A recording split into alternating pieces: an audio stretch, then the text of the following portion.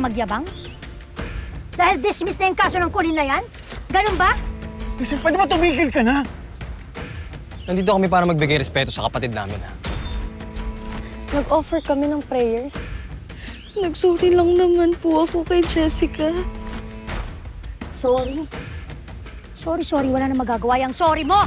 Patay na yung anak ko. Kasalanan mo. Kung di mo siya inaway, hindi siya mababangga. Hazel, pwede ba huwag mong idiin si Colleen? Wala siyang kasalanan. Tsaka utang na loob, pwede ba? Pwede ba hayaan mo kami makapag-usap? Ano? Bibigyan mo ba kami ng pagkakataon makapag-usap? Kung hindi ako sasama sa'yo pag-uwi.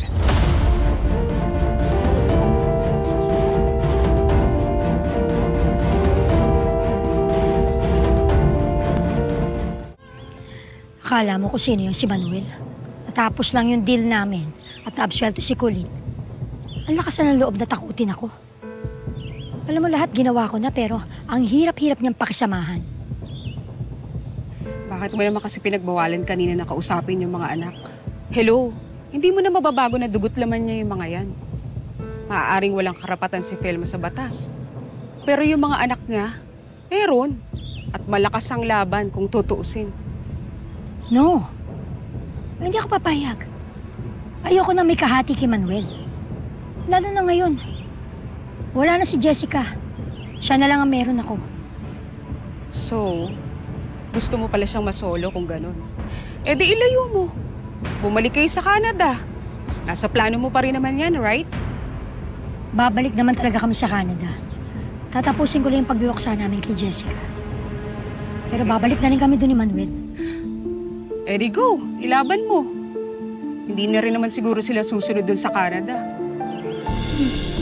Subukan lang nila. Kundi ililigaw ko sila na parang kuting.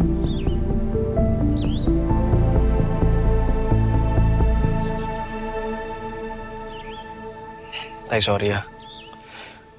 Nagkagulo pa tuloy dito. Kung alam lang ho namin na kasama niyo si Hazel, edi sana sa ibang araw na lang kami pumunta. Mga anak, pasensya na kung ganito yung sitwasyon natin ngayon, ha? Hindi ko naman kayo gustong saktan, eh. Tsaka, pasensya na rin kung hindi ako nakapagpaalam sa inyo bago ako umalis. Masyado kasing masakit yun, eh. Baka hindi natin kayanin. Tay, hindi naman po kasi kailangan mag-goodbye.